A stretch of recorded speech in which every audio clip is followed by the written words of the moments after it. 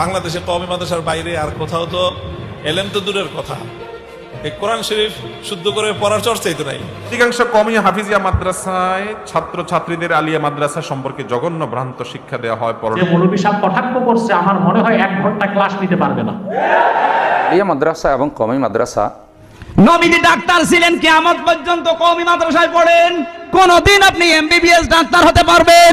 এই দিন ছাড়া অন্য কোনো কিছু চিন্তা করাটা মানে বোকামি হবে বা এটা সম্ভব। আসসালামু আলাইকুম দর্শক, খিলাফত মজলিসের আমির আল্লামা মামুনুল হক সাহেব বলেন, কওমি মাদ্রাসা ব্যতীত অন্য কোনো মাদ্রাসায় এলেম কালাম নাই বললেই চলে। কওমি মাদ্রাসা ছাড়া অন্য কোনো মাদ্রাসার কেউ ইমামতি করার যোগ্যতাই রাখে না। আর এই কথার চরম প্রতিবাদ করলেন বাংলাদেশের বিজ্ঞ আলেম ও ডক্টর ইনায়েতুল্লাহ আব্বাসী। দর্শক, বিস্তারিত গুরুত্বপূর্ণ তথ্য থাকছে পুরো ভিডিও জুড়ে। পুরো ভিডিওটি দেখলেই সবকিছু বুঝতে পারবেন ইনশাল্লাহ। সম্পূর্ণ ভিডিওটি দেখার জন্য সকলের কাছে বিনীতভাবে অনুরোধ রইল। তো দর্শক, চলুন বিস্তারিত দেখে আসি। আমাদের ইমামতি কারা নেবে? বাংলাদেশে কওমি মাদ্রাসার বাইরে আর কোথাও তো এলেম তো দূরের কথা, এই কোরআন শরীফ শুদ্ধ করে পড়ার চর্চাই তো নাই। ইমামতি নিয়ে যাক দেখি, ইমামতি কেউ নিতে আসবে না। এইভাবে অল্প বেতনে এত বড় সার্ভিস এই কওমি মাদ্রাসার হুজুররা ছাড়া আর কেউ দিবে না। কিয়ামত পর্যন্ত কওমি মাদ্রাসায় পড়ে বিসিএস ক্যাডার হওয়া যাবে? আসতে বলেন। আল্লাহর নবী ছিলেন সবচাইতে বড় ডাক্তার। আপনাকে আমি ইন্ডিকেট করে না শিক্ষা দেওয়ার জন্য বলছি, নাক ছিটকাবেন না, ঘৃণা করবেন না। আজ আলিয়া মাদ্রাসায় পড়ে ফাজেল কামেল পাস করার পরে যদি বিসিএস পরীক্ষা দিয়ে টিকে যায়, ও কিন্তু এই বাংলাদেশের ডিসিএস পিটিও হতে পারবে। নবীজি ডাক্তার ছিলেন, কিয়ামত পর্যন্ত কওমি মাদ্রাসায় পড়েন, কোনদিন আপনি এমবিবিএস ডাক্তার হতে পারবেন? নবীজির বিচার ব্যবস্থা আপনার নেই, শাসন ব্যবস্থা নেই, চিকিৎসা বিভাগ নেই, সবগুলো আপনার বাইরে। আল্লাহর নবী সাংস্কৃতিক জীবন ছিল না? আসতে বলেন। আজ এই মিডিয়াগুলোকে যারা হারাম হারাম বলে দুনিয়া থেকে বের করে দিতে চায়, সবই যদি হারাম হয়, ইহুদি খ্রিস্টানরা এই মিডিয়াগুলো হাতে নিয়ে আজ ইসলামের 12টা বাজাচ্ছে। কথা বলছে না কেন? কোরআনে কারীম জানিয়েছে, ওয়াইদু লাহুম মাস্তাতাতুম মিন কুওয়াতিন ওয়া মির রিবাতিল খাইলি তুরহিবুনা বিহি আদুওয়াল্লাহি ওয়া আদুওয়াকুম ওয়া আখারিনা মিন দুনিহিম ইলা আখিরি আয়াত। সূরা আনফাল 10 নম্বর পারা 3 নম্বর পৃষ্ঠা 12 নম্বর লাইনে 60 নম্বর আয়াতের প্রথম অংশ এটা। তাফসীরে ইবনে কাসির থেকে বলছে, তাফসীরে কাবিরের ভেতরে আছে, তাফসীরে বাইজাবিতেও আছে।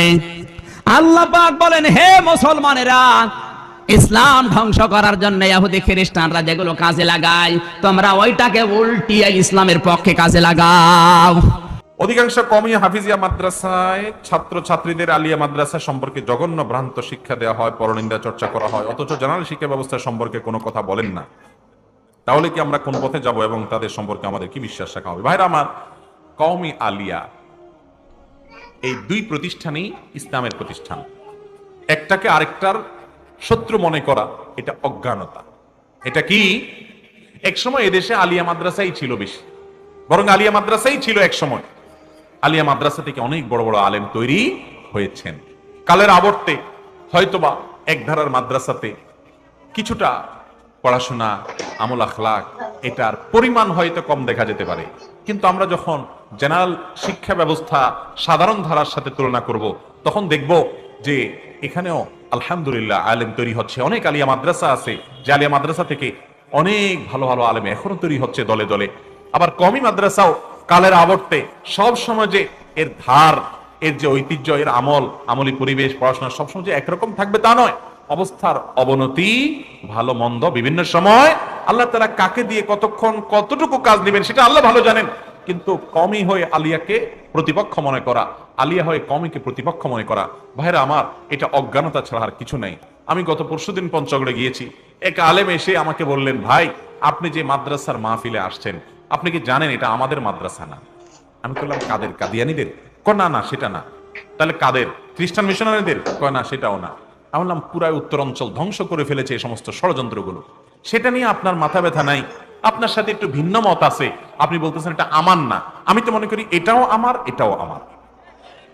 মুসলমান ছোট কলিজার হবে না, তার কলিজাটা একটু বড় হবে। আপনি একটা ধারাকে উপকারী মনে করেন, আলহামদুলিল্লাহ সে ধারা খেদমত করেন, আরেক ভাইকে তাচ্ছিল্য করবেন না। ভাইরা, আমরা বহু কামড়া কামড়ি করছি, বহু এরকম রেশারেশি করছি, বহু একে অন্যকে তুচ্ছ তাচ্ছিল্য করছি, নিজেকে শ্রেষ্ঠ মনে করছি। এর দ্বারা ইসলামের কোনো ফায়দা হয় নাই, নফস এবং প্রবৃত্তির পূজা হয়েছে শুধুমাত্র।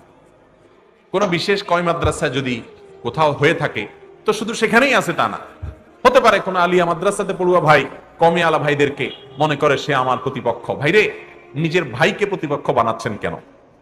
কওমি হোক আর আলিয়া হোক, এই সবগুলো আমাদের প্রতিষ্ঠান, এই সবগুলো ওলামায়ে কেরাম তৈরির কারখানা।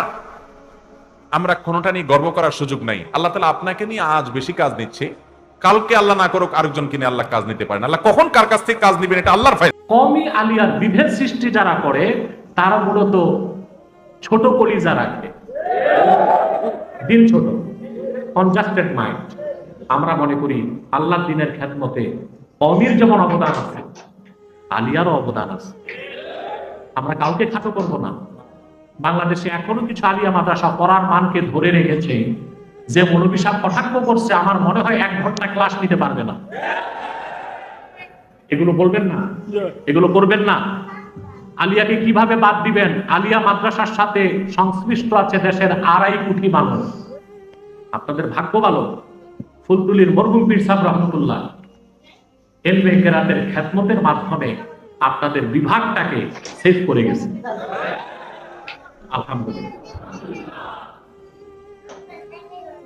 আমি কষ্ট পেয়েছি, এক মৌলভী সাহেব কিছুদিন আগে বলল যে কওমি মাদ্রাসা ছাড়া কোথাও পড়াশোনা নাই।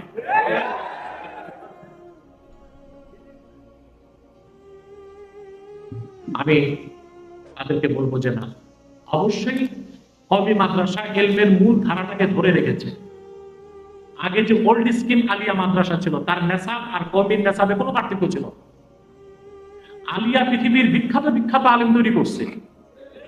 সারা বাংলাদেশের কওমি মাদ্রাসায় ইফতা বিভাগে কাওয়াইদুল ফিকহ পড়ানো হয়। এটা লেখাকার আমিনুল ইহসান মুজাদ্দিদি।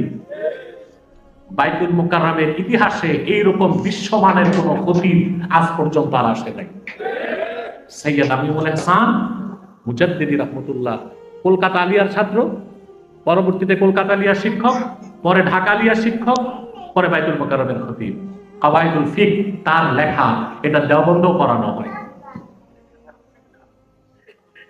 আলিয়া মাদ্রাসাতে অনেক বড় বড় আলেম তৈরি হয়েছে, বুঝছে না? আপনাদের সিলেটে ছিল শাইখুল হাদিস মাওলানা হাবিবুর রহমান, উনি তো আলিয়ার ছাত্র ছিলেন। উনি তো আরব আমিরাতে বিচারক ছিলেন। হরমুজুল্লাহ সায়দা, ওনার নামও শুনেছি। অনেক বড় বড় আলেম আলিয়া থেকে বের হয়েছে, খেদমত করেছে। কওমি আলিয়ার বিভেদ সৃষ্টি যারা করে তারা মূলত ছোট কলিজা রাখে, দিন ছোট, কনজাস্টেড মাইন্ড। আমরা মনে করি আল্লাহর দ্বীনের খেদমতে কওমির যেমন অবদান আছে, আলিয়ারও অবদান আছে। আমরা কাউকে খাটো করব না। বাংলাদেশে এখনো কিছু আলিয়া মাদ্রাসা পড়ার মানকে ধরে রেখেছে, যে মৌলভী সাহেব কটাক্ষ করছে আমার মনে হয় 1 ঘন্টা ক্লাস নিতে পারবে না। এগুলো বলবেন না, এগুলো করবেন না। আলিয়াকে কিভাবে বাদ দিবেন? আলিয়া মাদ্রাসার সাথে সংশ্লিষ্ট আছে দেশের 2.5 কোটি মানুষ। কত? এসব বাদ দিয়ে আপনি কি করবেন? লাগবে ইলমে দ্বীনের ব্যাপক খেদমত, দারসে নিজামি কমিতে হচ্ছে, এটা তো অনস্বীকার্য। কিন্তু আলিয়ার মাধ্যমেও ব্যাপক খেদমত হয়েছে। যারা জুলাই আন্দোলনের নেতৃত্ব দিয়েছে ছাত্র নেতাদের অধিকাংশই আলিয়া মাদ্রাসার ধারে। আলিয়া মাদ্রাসা এবং কওমি মাদ্রাসা আসমানি এলেম প্রচার করে যাচ্ছে, ওহীভিত্তিক এলেম চর্চার প্রাণকেন্দ্র দুটোই। সুতরাং দুটো প্রতিষ্ঠানকে আমরা, 2 ধারার প্রতিষ্ঠানকে আমরা ভালোবাসি। আমরা যত বয়ান করি, যত প্রচার করি, কখনো মাদ্রাসায় মাদ্রাসায় কোনো বিভেদ আমরা প্রচার করি না। এখানেও কোরআন হাদিস পড়ানো হয়, ওখানেও কোরআন হাদিস পড়ানো হয়। তবে আলিয়া মাদ্রাসা প্রতিষ্ঠার একটা প্রেক্ষাপট রয়েছে এবং দারুল উলুম দেওবন্দ প্রতিষ্ঠারও একটা প্রেক্ষাপট রয়েছে, কলকাতা আলিয়া মাদ্রাসা এবং দারুল উলুম দেওবন্দ।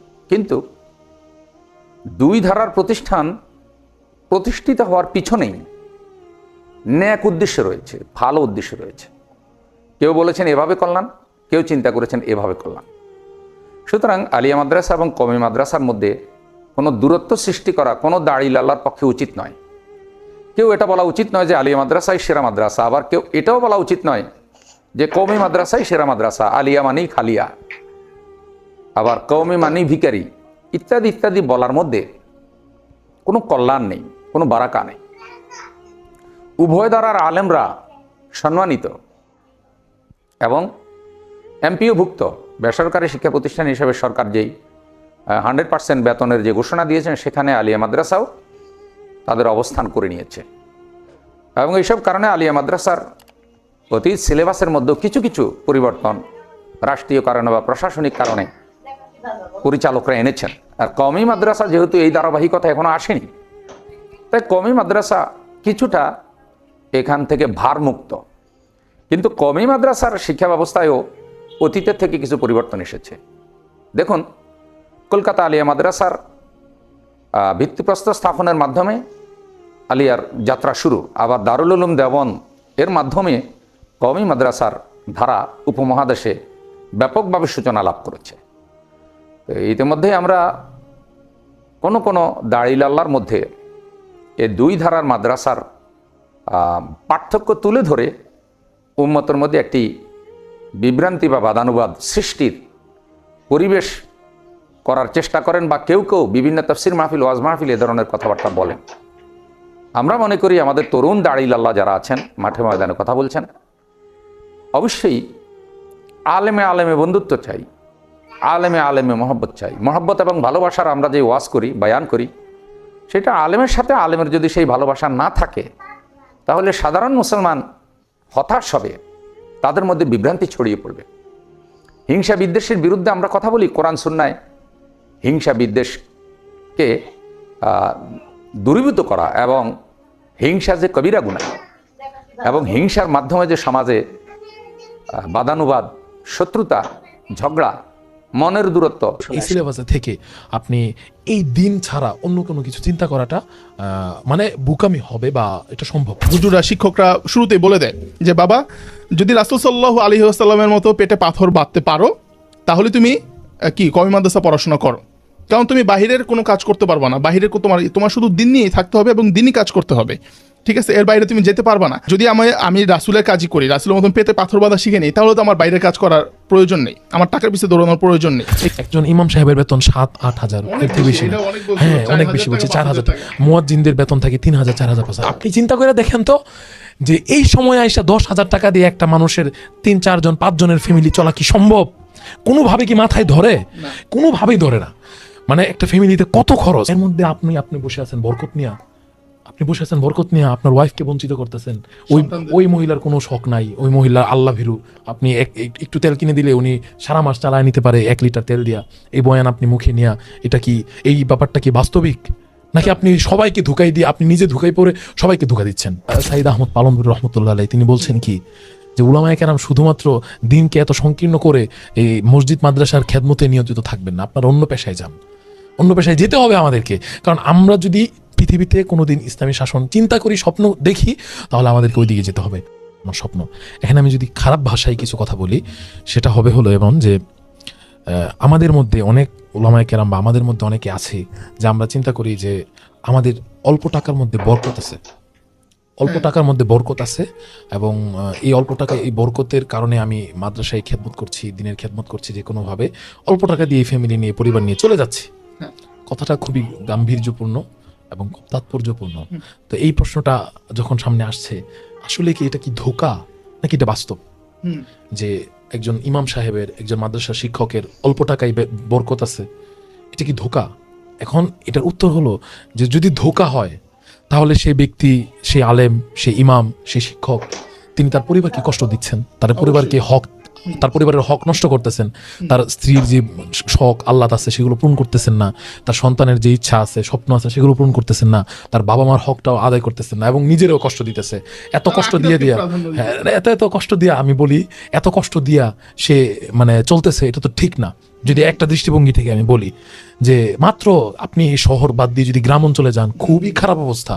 একজন ইমাম সাহেবের বেতন 7-8 হাজার, এর থেকে বেশি না। হ্যাঁ, অনেক বেশি বলছে, 4,000 টাকা। মুয়াজ্জিনদের বেতন থাকে 3,000, 4,000, 5,000। আপনি চিন্তা করে দেখেন তো যে এই সময় আইসা 10,000 টাকা দিয়ে একটা মানুষের 3-4 জন 5 জনের ফ্যামিলি চলা কি সম্ভব?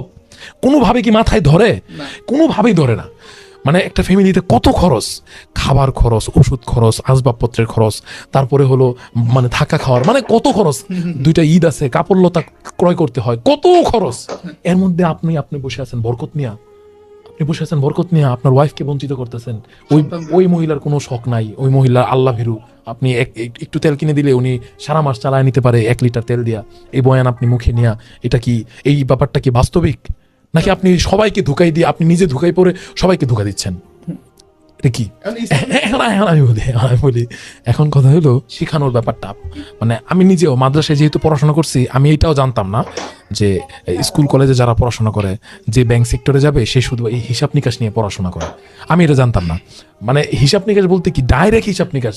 এই যে আমরা মানে যে ইঞ্জিনিয়ার হবে সে এটা নিয়েই তার জীবনে সব সাধনা চলে, যে ডাক্তার হবে এটা নিয়েই তার জীবনে সব সাধনা চলে। আমাদের এতটুকু বেসিক নলেজ ছিল, কিন্তু তাদের পড়াশোনাটা হয় হলো সারা জীবন, শুরু থেকে শেষ পর্যন্ত পুরোটা হয় হলো পেশা কেন্দ্রিক। ঠিক আছে, পেশা কেন্দ্রিক। সে যে পেশায় যাবে সেই পেশার জন্য যা যা শেখা প্রয়োজন সবকিছু তাকে ওইখানে শেখানো হয়। যদিও স্কুল কলেজের ছাত্রদেরও তাদেরও অভিযোগ যে আমরাও তো বেসিক মানে হাতে ধরে আমাদেরকে সবকিছু শিখায় না, আমগরে যেগুলো শিখাইছে ওইগুলো আমার জীবনে কিছু লাগেই না, কিন্তু তবুও তাদেরকে যা শেখানো হয় আমাদের তার বিন্দুমাত্র শেখানো হয় না। এখন আমাদের যখন এই জায়গায় আমি এভাবে যদি বলি যে 130 জন ছাত্র আমরা একসাথে ফারেক হয়েছি দাওরা, 130 জনের মধ্যে হাতে গুনে আমি খোঁজ খবর যা রাখতে পেরেছি যে হয়তো সর্বোচ্চ 15 থেকে 20 জন মানুষ, ওনারা উলামায়ে কেরাম, তারা বিভিন্ন মাদ্রাসায় দর্স তাদরিসের সাথে আছেন, কিছু উলামায়ে কেরাম আছেন, হ্যাঁ ওনারা আছেন। আর বাকি 100+ ছাত্র নাই। ওনারা কোনো মানে মাদ্রাসা কেন্দ্রিক, মসজিদ কেন্দ্রিক এমন কোনো দায়িত্বে ওনারা নাই। ঠিক আছে, হাহাকার খুব কম করছে, তবে নাই, ওনারা নাই, ওনারা এক একজন এক এক জায়গায়। তো সম্মানিত দর্শক শ্রোতা, আশা করি সম্পূর্ণ ভিডিওটি দেখেছেন এবং সবকিছু বুঝতে পেরেছেন। দর্শক, আমি মনে করি কোনো প্রতিষ্ঠানকে ছোট করে দেখা উচিত নয়। হ্যাঁ, আমি মানছি কওমি মাদ্রাসায় এলেম কালাম বেশি থাকার তার একটাই কারণ কওমি মাদ্রাসায় একটি বিষয় নিয়ে পড়ানো হয় আর আলিয়া মাদ্রাসায় অনেক বিষয় নিয়ে পড়ানো হয়। এজন্য কওমি থেকে আলিয়া মাদ্রাসা কিছুটা পার্থক্য রয়েছে। আমার নিজস্ব মতামত হচ্ছে এরকম কাদা ছড়াছড়ি না করে কিভাবে সামনের দিকে অগ্রসর হওয়া যায়, কিভাবে আপডেট হওয়া যায়, এটাই ফিকির করা উচিত। কওমি মাদ্রাসায় পড়ে শুধু ইমামতি করব, মাদ্রাসায় চাকরি করব, এই ধারণা থেকে আমাদের বের হতে হবে। আমাদের ডাক্তার হতে হবে, আমাদের ইঞ্জিনিয়ার হতে হবে, আমাদের ব্যারিস্টার হতে হবে। দেখা যাচ্ছে বর্তমান কওমি মাদ্রাসায় পড়ে শুধু মসজিদে ইমামতি করছে, মাদ্রাসায় চাকরি করছে, আর হাজার লাখ আলেমেরা অর্থনৈতিক সংকটে ভুগছে। আলেমদের উচিত কাদা ছড়াছড়ি না করে প্রত্যেকটি প্রতিষ্ঠানে কি সমস্যা রয়েছে, সমস্যা সমাধানে একসাথে আলোচনা করা। তো যাই হোক, আল্লাহ সুবহানাহু ওয়া তাআলা যেন আমাদের সকলকে দ্বীনের জন্য কবুল করে নেন। আমিন। দর্শক, আপনাদের মন্তব্য কি আজকের এই ভিডিও নিয়ে? আপনাদের মূল্যবান মন্তব্য অবশ্যই কমেন্ট সেকশনে জানিয়ে দিবেন। তো দর্শক, আজকের এই ভিডিওটি এ পর্যন্তই। আজকের এই ভিডিওটি ভালো লাগলে লাইক এবং শেয়ার করে দিয়েন। আর হ্যাঁ, নিত্য নতুন ইসলামিক ভিডিও পেতে চ্যানেলটি সাবস্ক্রাইব করতে ভুলবেন না। দেখা হবে নতুন ভিডিওতে। ততক্ষণ ভালো থাকুন, সুস্থ থাকুন, এই দোয়া রইল। আসসালামু আলাইকুম ওয়া রাহমাতুল্লাহ।